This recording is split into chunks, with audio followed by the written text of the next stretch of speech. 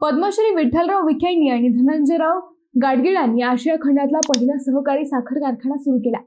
परंतु सहकारी साखर कारखान्याचं हेच मॉडेल राज्यभर नेऊन त्याला शासकीय धोरणाची जोड कुणी दिली तर बाळासाहेब भारदेंनी।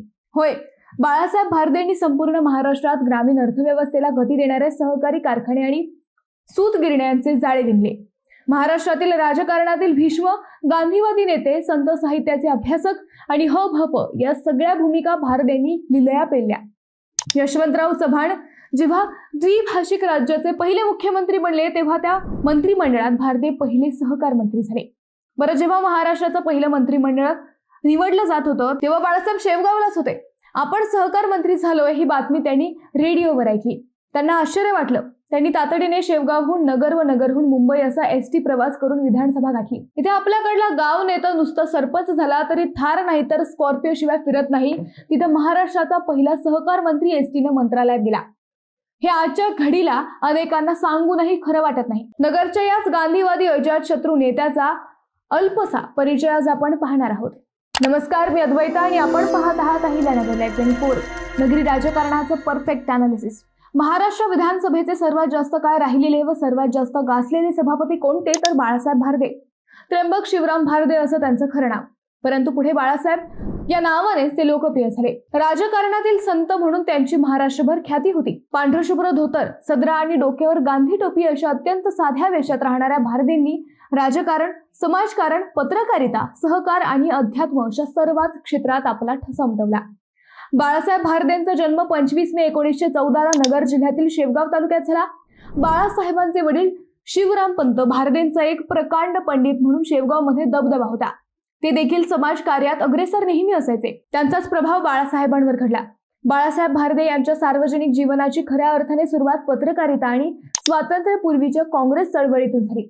1936 मध्ये अहमदनगर जिल्हा काँग्रेसने महात्मा गांधींची सत्याग्रहाची चळवळ जनसामान्यांपर्यंत पोहोचवण्यासाठी संघशक्ती नावाचे साप्ताहिक सुरू केले होते।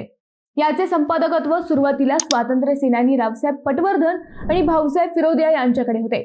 1948च्या सुमारास रावसाहेब पटवर्धन पुण्याला गेल्यामुळे ते साप्ताहिक काही काळ बंद पडले। मात्र रावसाहेबांचे राजकीय शिष्य असलेल्या बाळासाहेब भारदे यांनी त्या साप्ताहिकाचे पुनरुज्जीवन केले आणि स्वतः संपादक बनले।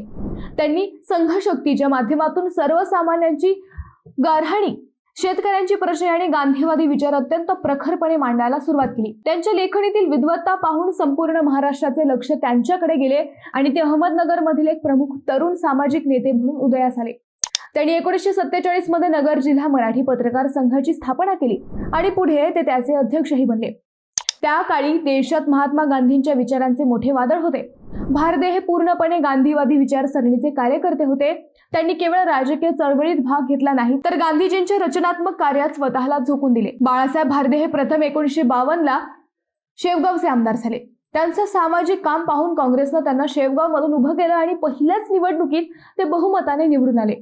द्विभाषिक मुंबई राज्यात 1957 मध्ये आणि त्यानंतर 1960 मध्ये स्वतंत्र महाराष्ट्राची स्थापना झाल्यावर यशवंतराव चव्हाण यांनी बाळासाहेब भारदे यांच्या अभ्यासू वृत्तीमुळे त्यांना महाराष्ट्राचे पहिले सहकार मंत्री बनवले। महाराष्ट्रात आज जे सहकारी साखर कारखाने, सूतगिरणीचे आणि बँकांचे जाळे दिसते त्यांची पायाभरणी भारदे यांनी सहकार मंत्री असताना केली। 200 रुपयांच्या तारणावर 2 लाखांचे कर्ज देणारी धाडसी सहकार धोरणे त्यांनी राबवली, ज्यामुळे गरीब शेतकऱ्यांचे जीवन बदलले। त्यानंतर ते विधानसभेचे सलग 10 वर्ष अध्यक्ष म्हणून होते। 17 मार्च 1962 ते 13 मार्च 1967 आणि 13 मार्च 1967 ते 15 मार्च 1972 असा सलग 10 वर्षांचा त्यांचा यशस्वी कार्यकाळ राहिला होता। त्याकाळी सभागृहात आचार्य अत्रे, उद्धवराव पाटील यासारखे प्रखर विरोधक होते, परंतु भारदे यांनी आपल्या निष्पक्ष आणि अभ्यासू वृत्तीने सभागृहाचा दर्जा कमालीचा उंचावला।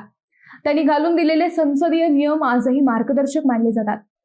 भारदेंचा सहकार मंत्री झाल्याचा किस्साही राजकारणात नेहमी सांगितला जातो। 1957 साली यशवंतराव चव्हाण हे द्विभाषिक मुंबई राज्याचे मुख्यमंत्री बनले। चव्हाणांनी आपल्या मंत्रिमंडळाची घोषणा केली, ज्यामध्ये त्यांनी साध्या आणि अभ्यासू वृत्तीच्या बाळासाहेब भारदेंची सहकार मंत्री म्हणून निवड केली। विशेष म्हणजे आपल्याला मंत्रिपद मिळणार आहे याची पुसटशी कल्पनाही बाळासाहेबांना नव्हती। बाळासाहेब नेहमीप्रमाणे शेवगाव मध्येच होते। मंत्रिमंडळ विस्ताराची अधिकृत घोषणा त्यांनी स्वतः रेडिओवर ऐकली। आपण राज्याचे नवे सहकार मंत्री झालो आहोत हे समजल्यावर त्यांना आश्चर्याचा धक्काच बसला। परंतु त्यांचा विश्वास नव्हता. अखेर कोणताही गाजावाजा न करता त्यांनी शेवगाव स्टँडवरून नगर व नगरहून एसटीनेच मुंबई गाठले. जेव्हा ते मुंबईत पोहोचले आणि मुख्यमंत्री यशवंतराव चव्हाणांना भेटले तेव्हा त्यांचा हा साधेपणा पाहून यशवंतरावही धक्क झाले. राज्याचा सहकार मंत्री एसटीने प्रवास करून शपथविधीला येतो हा त्या काळातील राजकीय मूल्यांचा आणि गांधीवादी विचारसरणीचा सर्वोच्च नमुना होता. भारदेंचा 222 हा फॉर्म्युलाही खऱ्या अर्थाने महाराष्ट्राच्या उद्धाराला कारणीभूत ठरला. आता हे 222 प्रकरण काय होतं हे आताच्या तरुण शेतकऱ्यांना माहीत नसणार. हा काळ होता 50-60चा. या दशकात महाराष्ट्रातील गरीब शेतकरी आणि ग्रामीण कारागिरांना स्वतःचा व्यवसाय किंवा शेती सुधारण्यासाठी पैशांची गरज असायची. मात्र त्या काळातील बँका आणि पतसंस्था केवळ मोठी मालमत्ता, जमीन किंवा सोने तारण असल्याशिवाय कर्ज देत नसत. ज्यांच्याकडे तारण ठेवण्यासाठी काहीच नव्हते अशा गरीब कुटुंबांना नाईलाजाने स्थानिक सावकारांकडे जावे लागे आणि सावकार त्यांचे प्रचंड शोषण करत. भारदे सहकार मंत्री झाल्यावर त्यांनी या समस्येचा मुळापासून अभ्यास केला. त्यांचे स्पष्ट मत होते की सहकाराचा मूळ उद्देश हाच आहे की ज्यांच्याकडे तारण ठेवायला संपत्ती नाही त्यांना ताकद देणे. जर सहकारातही बँकांसारखेच कडक नियम लावले तर गरीब माणूस कधीच उभा राहू शकणार नाही. मंत्रालयातील वरिष्ठ अधिकारी आणि वित्तीय तज्ज्ञांसोबत झालेल्या एका महत्त्वाच्या बैठकीत भारदे यांनी ही कल्पना मांडली. तेव्हा अधिकाऱ्यांनी बँकिंग नियमांचा हवाला देत तीव्र विरोध केला. तारण किंवा सुरक्षा घेतल्याशिवाय एवढी मोठी रक्कम कर्ज म्हणून दिली आणि जर ती बुडाली तर सहकारी बँका डब घायला येतील असं बँकांच्या अधिकाऱ्यांचं म्हणणं होतं. पण भारदे मानायला तयार नव्हते. त्यांनी अधिकाऱ्यांना ठणकावून सांगितलं की शेतकऱ्यांची आणि गरिबांची प्रामाणिकता हेच त्यांचे सर्वात मोठे तारण आहे. आपण माणसाच्या संपत्तीवर नव्हे तर त्यांच्या चारित्र्यावर विश्वास ठेवून सहकार चालवला पाहिजे. अखेर त्यांनी आपल्या अधिकाराचा वापर करून एक अभूतपूर्व नियम मंजूर करून घेतला. कर्ज घेणाऱ्या व्यक्तीने केवळ 200 रुपयांची वैयक्तिक शेअर्स खरेदी करून वैयक्तिक हमी दिली तर त्याला व्यवसायासाठी किंवा शेतीपूरक कामांसाठी 2 लाख रुपयांपर्यंतचे संस्थागत कर्ज मंजूर केले जाईल. 200 रुपयांचे 2 शेअर्स आणि 2 लाखांचे कर्ज याच निर्णयाला 222चा निर्णय म्हटले गेले. आज महाराष्ट्रातील जो शेतकरी सहकाराने उद्धारला ना त्याला खऱ्या अर्थाने भारदे जबाबदार होते. अशा ऋषितुल्य नेत्याचे 22 नोव्हेंबर 2006 रोजी वयाच्या 92व्या वर्षी बाळासाहेब भारदे यांचे पुण्यात औषधोपचार सुरू असताना निधन झाले. बाळासाहेब भारदे यांनी आपल्या प्रदीर्घ आयुष्यात सामाजिक, राजकीय आणि सांस्कृतिक क्षेत्रात अत्यंत मोलाची भर घातली. मित्रांनो, तुम्हाला हा विषय कसा वाटला हे आम्हाला कमेंट करून नक्की कळवा. शिवाय व्हिडिओ आवडला असेल तर चॅनलला सबस्क्राईब करून व्हिडिओला लाईक करायला विसरू नका. पुन्हा भेटू नव्या विषयावर. तोपर्यंत धन्यवाद.